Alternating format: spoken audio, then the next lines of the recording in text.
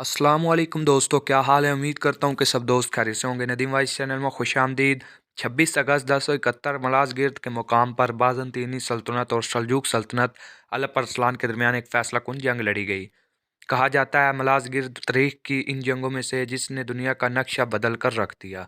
جنگ بدر، احد، موتا، یرموک، فتح قسطنطنیہ، فتح بیت المقدس اور ملاز گرد ایسی جنگیں ہیں جنہوں نے دنیا پر نہ ختم ہونے والے اثرات چھوڑے۔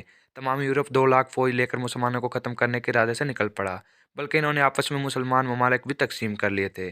مصر فلاں بادشاہ کو دیا جائے گا، شام فلاں بادشاہ کو دیا جائے گا، عراق فلاں بادشاہ کے سپرد کیا جائے گا، خراسین فلاں کو دیا جائے گا۔ اس وقت تو یورپ اپنا خواب پورا نہ کر سکا، مگر جنگ عظیم اول میں یہ پورا کر لیا اور خلافت عثمانیہ کے ٹکڑے کر دیے۔ ان کی فوج کی تعداد 6 لاکھ اور ارادے انتہائی خطرناک تھے۔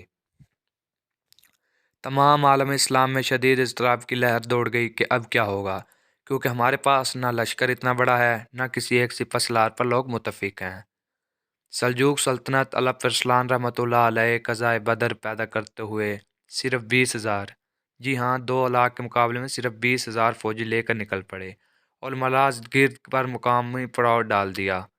بازنطینی لشکر کے پاس راشن، مکمل اسلحہ، بہترین منجیقیں، تلواریں، ڈھالیں، تیر، ہر شے وافر تعداد میں موجود تھی، جبکہ مسلمانوں کے پاس کھانے کے لیے بھی کچھ نہیں تھا اور تعداد 20,000 تھی۔ جمعۃ المبارک کی صبح الپ ارسلان نے اسلامی فوج سے خطاب کیا: اے گروہ مسلمان، آج جمعے کا دن ہے اور مشرق و مغرب کے مسلمان جمعے میں ہمارے لیے دعا مانگیں گے۔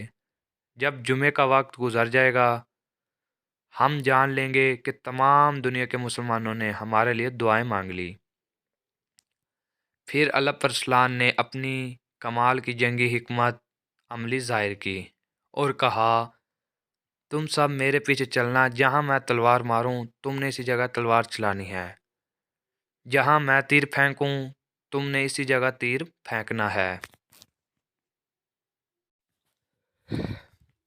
الپ ارسلان کو دور سے بازنطینی بادشاہ رومانوس کا خیمہ نظر آ رہا تھا۔ اس نے اپنی فوج کو حکم دیا کہ تمام فوج ایک ساتھ بازنطینی بادشاہ کے خیمے پر میرے ساتھ حملہ کرے، تو ایسا ہی کیا گیا۔ خیمے کے ارد گرد سب کو قتل کر دیا گیا اور رومی زبان میں مسلمان بلند آواز سے کہنے لگے: بادشاہ قتل ہو گیا، بادشاہ قتل ہو گیا۔ یہ سننا تھا کہ بازنطینی سپاہی حوصلہ ہار بیٹھے اور بھاگنے لگے۔ مسلمان لشکر نے بازنطینیوں کو گاجر مولی کی طرح کاٹ کے رکھ دیا اور بازنطینی بادشاہ کو قیدی بنا لیا۔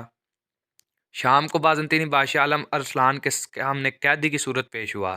الپ ارسلان نے: اگر میں قیدی بنتا تو تم کیا کرتے؟ بازنطینی بادشاہ کہنے لگا: کیا آپ کو شک ہے میں آپ کو قتل نہ کرتا؟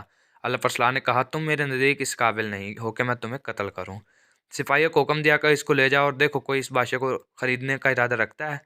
سپاہی بازنطینی بادشاہ کو لے گئے اور پورے لشکر کا چکر لگایا، مگر کوئی بھی اس بادشاہ کو 2 ٹکے کے بدلے بھی خریدنے پر تیار نہ تھا۔